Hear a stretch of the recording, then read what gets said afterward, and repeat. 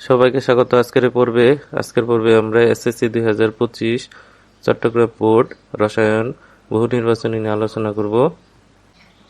গ্লুকোজের স্থূল সংকেত কোনটি? গ্লুকোজের সংকেত হচ্ছে আমাদের হলো C6H12O6, অর্থাৎ এখানে যদি আমরা কার্বন, হাইড্রোজেন এবং অক্সিজেন পরমাণুর অনুপাত বের করতে চাই তাহলে 6:12:6 সবগুলাকে 6 দিয়ে ভাগ করলে 1:2:1, অর্থাৎ হবে স্থূল সংকেত হবে C1H2O1।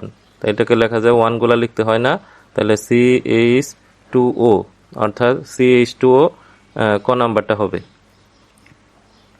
কোনটির পিএইচ এর মান সবচেয়ে কম? এটা মানুষের ত্বক হচ্ছে অ্যাসিডিক টাইপের। কোনটি তেজস্ক্রিয় পদার্থ? এটা হচ্ছে রেডিয়াম। আয়রনের আকরিক কোনটি?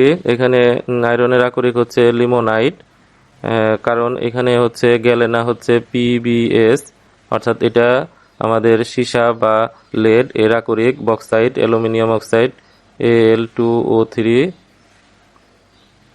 অর্থাৎ এটা হচ্ছে অ্যালুমিনিয়ামের আকরিক। আর ক্যালামাইন হচ্ছে জিঙ্ক কার্বনেট, অর্থাৎ এটা হচ্ছে জিঙ্কের আকরিক। কার্বন ডাই অক্সাইড যৌগটি এটা পানিতে যুক্ত হয়ে দুর্বল কার্বনিক অ্যাসিড তৈরি করে। CO2 প্লাস পানি H2O তৈরি করবে হচ্ছে দুর্বল কার্বনিক অ্যাসিড H2CO3, অর্থাৎ এটা হচ্ছে অম্লধর্মী, যদিও এটা দুর্বল, এটা সঠিক। কঠিন অবস্থায় উদ্যোপাতিত হয় কার্বন ডাই অক্সাইড, যদি কঠিন অবস্থায় আমরা করি তাহলে এটাকে বলা হবে ড্রাই আইস, এবং এটি সরাসরি তরল না হয়ে গ্যাসীয় পদার্থে পরিণত হয়, অর্থাৎ তাপ প্রদান করলে এটা গ্যাসীয় পদার্থে পরিণত হবে। আর যে কঠিন পদার্থকে তাপ দিলে গ্যাসীয় পদার্থে পরিণত হয় তাদেরকে ঊর্ধ্বপাতিত পদার্থ বলা হয়। বৈশ্বিক উষ্ণতার জন্য দায়ী, এটা তাপমাত্রা ধরে রাখে, ফলে বায়ুমণ্ডলে তাপমাত্রা বৃদ্ধি পায়। উত্তর এটাও সঠিক, 5-এর সবগুলোই। কোনটিকে তাপ প্রয়োগ করলে তরলে পরিণত করা যায়? তো এইটা এবং এটা হচ্ছে আমাদের ঊর্ধ্বপাতিত পদার্থ, এগুলোকে তাপ দিলে কঠিন থেকে সরাসরি তরল অবস্থায় পরিণত হয়। আর এটা হচ্ছে খাবার লবণের সংকেত, যা কঠিন অবস্থা থেকে তাপ দিলে তরল অবস্থায় পাওয়া যায়। তাই উত্তর হবে NaCl। নিউটনের প্রকৃত ভর কত? তো এটা হচ্ছে আমাদের ইলেকট্রনের ভর, অর্থাৎ এটা হচ্ছে ইলেকট্রনের ভর, এটা হচ্ছে প্রোটনের ভর, আর এটা হচ্ছে নিউট্রনের ভর। তাহলে সঠিক উত্তর হচ্ছে 7-এর ঘ। অ্যালুমিনিয়ামের একটি পরমাণুর ভর কত? তো আমরা জানি অ্যালুমিনিয়ামের পারমাণবিক ভর হচ্ছে 27। তো আমরা জানি যে আপেক্ষিক পারমাণবিক ভর সমান মৌলের একটি পরমাণুর ভর ডিভাইডেড বাই কার্বন 12 আইসোটোপের 12/1 সেটার মান হচ্ছে 1.66 × 10⁻⁻24 গ্রাম। তাহলে এটা হচ্ছে আপেক্ষিক পারমাণবিক ভর এই অ্যালুমিনিয়ামের, এবং এর সূত্রটি হচ্ছে একটি পরমাণুর ভর ডিভাইডেড বাই 1.66 × 10⁻⁻24 গ্রাম। তাই আর গুণ করলে আমরা গুণফল পাবো হচ্ছে এইটা খ, অর্থাৎ 27-এর সাথে নিচের সংখ্যাটাকে আমাদের গুণ করতে হবে। K2Cr2O7 পটাশিয়াম ডাইক্রোমেট এর কেন্দ্রীয় পরমাণুর জারণ সংখ্যা কত? তো পটাশিয়ামের আমাদের কেন্দ্রীয় পরমাণু হচ্ছে ক্রোমিয়াম, তো এর জারণ সংখ্যা আমরা ধরে নিলাম হচ্ছে x। তাহলে পটাশিয়ামের জারণ মান আমাদের জানা আছে +1, অক্সিজেনের জারণ মান আমাদের জানা আছে -2। তাহলে পটাশিয়ামের জারণ মান ইন্টু পরমাণুর সংখ্যা প্লাস ক্রোমিয়ামের জারণ মান ইন্টু পরমাণুর সংখ্যা প্লাস অক্সিজেনের জারণ মান ইন্টু পরমাণুর সংখ্যা, টোটালটার জারণ মান হচ্ছে 0। তাহলে 2x - 12 = হচ্ছে 0। তাহলে 2x = হচ্ছে 12, x এর মান হচ্ছে 6, অর্থাৎ 2 দিয়ে ভাগ, এবং এগুলাকে জারণ মান পজিটিভ বা নেগেটিভ দ্বারা প্রকাশ করতে হবে, যেহেতু 6 এটা পজিটিভ ধরতে হবে। উত্তর হবে 9-এর ঘ। কোনটির আয়নীকরণ শক্তি বেশি? আমরা জানি আয়নীকরণ শক্তি পারমাণবিক আকারের বিপরীত, অর্থাৎ যার আকার যত বড় তার আয়নীকরণ শক্তি তত কম। তো এখানে যেহেতু বলছে শক্তি বেশি, তার মানে আকার হবে কম, তাহলে আকার হবে কম, যার আকার কম সেটাই হচ্ছে আয়নীকরণ শক্তি বেশি হবে। তো তো এখানে ম্যাগনেসিয়ামের যদি ইলেকট্রন বিন্যাস করি তাহলে 2 8 2, ফসফরাসের হচ্ছে 15 2 8 5, সিলিকনের হচ্ছে 2 8 4 মানে 14, ক্লোরিনের হচ্ছে 2 8 7 অর্থাৎ 17। আমরা এটা শর্ট ফর্মে করলাম।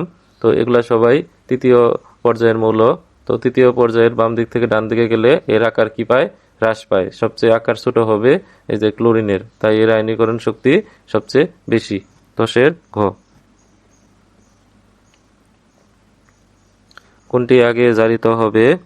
এটা হচ্ছে হাইড্রক্সিল। তো এখানে যেগুলা প্রথমে জারিত হবে তার একটি ক্রম হচ্ছে যে হাইড্রক্সিল প্রথমে জারিত হবে। জারিত হওয়া মানে হচ্ছে ইলেকট্রন ত্যাগ করা। তাহলে হাইড্রক্সিল প্রথমে ইলেকট্রন ত্যাগ করবে, তারপরে হচ্ছে আয়োডিন, তারপরে হচ্ছে ব্রোমিন, তারপরে হচ্ছে ক্লোরিন, তারপরে হচ্ছে সালফেট, তারপরে হচ্ছে নাইট্রেট। তো এটা হচ্ছে ক্রম। এখানে সবচেয়ে আগে জারিত হবে হাইড্রক্সিল। 12 0.5 লিটার দ্রবণে 20 গ্রাম সোডিয়াম হাইড্রোক্সাইড দ্রবীভূত থাকলে ওই দ্রবণের ঘনমাত্রা কত? তো আমরা জানি এখানে W সমান হচ্ছে SVM ডিভাইডেড বাই 1000। তো S এর মান বের করতে হবে, তাহলে W ইন্টু 1000 ভাগ হচ্ছে VM। এখানে গ্রাম হচ্ছে 20 গুণ 1000, ভলিউম হচ্ছে 0.5 লিটার। তো এটাকে মিলিতে প্রকাশ করলে হবে 500 মিলি। তাহলে এটা নিচে হবে 500 মিলি ইন্টু এম এর মান, এটার আণবিক ভর সোডিয়ামের পারমাণবিক ভর হচ্ছে 23, অক্সিজেনের পারমাণবিক ভর হচ্ছে 16, হাইড্রোজেনের হচ্ছে 1। টোটাল হচ্ছে আমাদের 40। তাহলে এখানে 40, তো এটা দিয়ে এটা ভাগ করলে হচ্ছে 2, তো এটা দিয়ে এটা ভাগ করলে হচ্ছে 2, 2 দিয়ে 2 কাটাকাটি করলে 1 থাকে। তাহলে ঘনমাত্রা হচ্ছে 1। অ্যান্সার হবে গ।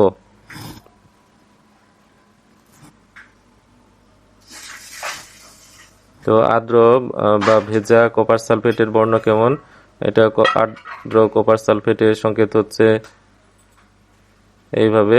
এটা যদি আর্দ্র হয় তাহলে হবে নীল, আর যদি আমাদের হয় শুষ্ক হয় বা অনার্দ্র হয়,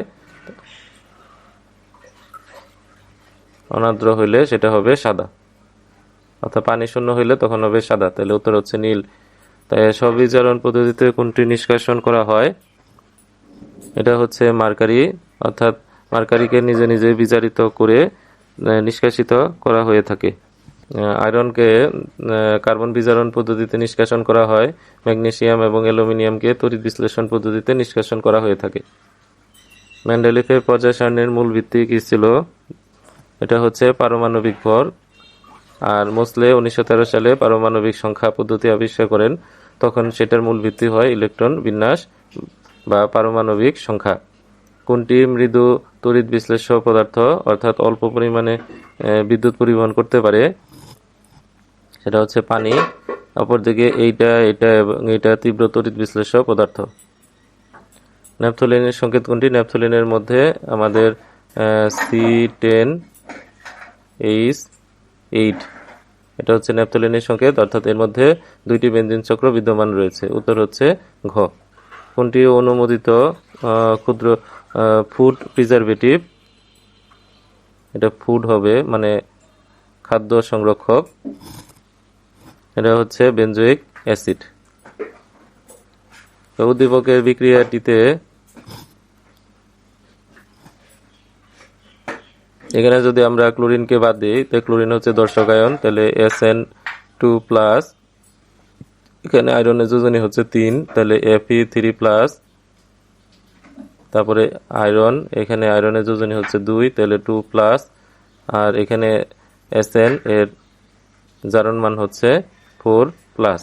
তাহলে এখান থেকে এটা আসার জন্য আমাদের 2টা ইলেকট্রন কিন্তু ত্যাগ করছে, 2টা ইলেকট্রন ত্যাগ, আর ত্যাগ করলে তাকে বলা হয় জারণ বিক্রিয়া। আর এখান থেকে এইটা একটা ইলেকট্রন গ্রহণ করেছে, অর্থাৎ গ্রহণ, তার মানে এটা হলো বিজারণ।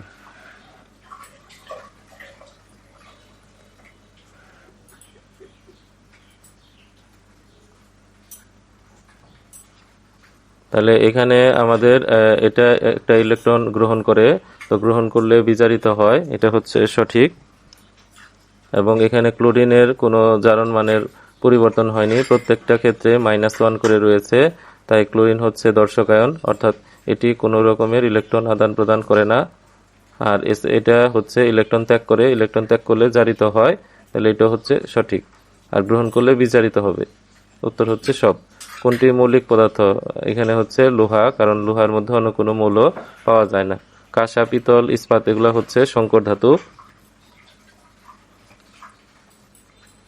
মাটির পিএইচ এর মান বৃদ্ধি করতে কোন পদার্থটি ব্যবহার করা হয়ে থাকে? সেটা হচ্ছে ক্যালসিয়াম অক্সাইড। এটা হচ্ছে চুন, যা একটা ক্ষারীয় পদার্থ এবং এর পিএইচ এর মান 7 উপরে, তাই পিএইচ এর মান বৃদ্ধি করতে বা ক্ষারীয় করতে ক্যালসিয়াম অক্সাইড ব্যবহার করা হয়ে থাকে। এখানে n এর মান হচ্ছে 4, l এর মান 2, এর জন্য কোন উপশক্তি স্তরটি সম্ভব? তো এখানে n হচ্ছে 4, তাহলে প্রথমে 4 থাকবে, আর l হলো উপশক্তি স্তর নির্দেশ করে। তো s অরবিটালের ক্ষেত্রে l এর মান হচ্ছে 0, p অরবিটালের ক্ষেত্রে l এর মান হচ্ছে 1, d অরবিটালের ক্ষেত্রে l এর মান হচ্ছে 2, আর f অরবিটালের ক্ষেত্রে l এর মান হচ্ছে 3। তো যেহেতু l এর মান 2, কাজেই 4 এর পরে d অরবিটাল বসবে, তাহলে উত্তর হচ্ছে 4d। প্লাস্টিকের বোতল তৈরিতে কোন পলিমারটি ব্যবহার করা হয়ে থাকে? সেটা হচ্ছে পলিপ্রোপিন। এই যৌগটির নাম এখানে সালফার এবং অক্সিজেন এই দুইটা যুক্ত হয়ে সালফার ডাই অক্সাইড তৈরি করে। পরবর্তীতে এই সালফার ডাই অক্সাইড অতিরিক্ত অক্সিজেনের সাথে যুক্ত হয়ে সালফার ট্রাই অক্সাইড তৈরি করে। তাহলে এই যৌগটিতে সালফারের মুক্ত যোজনী আমাদের বের করতে হবে। তাই সুপ্ত যোজনী হচ্ছে সর্বোচ্চ যোজনী মাইনাস সক্রিয় যোজনী। তো সালফারের সর্বোচ্চ যোজনী আমরা জানি এখানে হচ্ছে 6, তার থেকে বাদ দিতে হবে সক্রিয় যোজনী। তো আমরা এই দুইটাকে যদি 2 দ্বারা গুণ করি, তাহলে S2O4 হবে। এখানে অক্সিজেনের যোজনী হচ্ছে 2 আর সালফারের যোজনী হচ্ছে 4, তাহলে 6 থেকে 4 বাদ দিলে হচ্ছে 2, অর্থাৎ সুপ্ত যোজনী হচ্ছে 2। উদ্দীপকের বি যৌগটির জলীয় দ্রবণ অম্লধর্মী, এটা পানির সাথে যুক্ত হয়ে সালফিউরাস অ্যাসিড তৈরি করে, তাহলে SO3।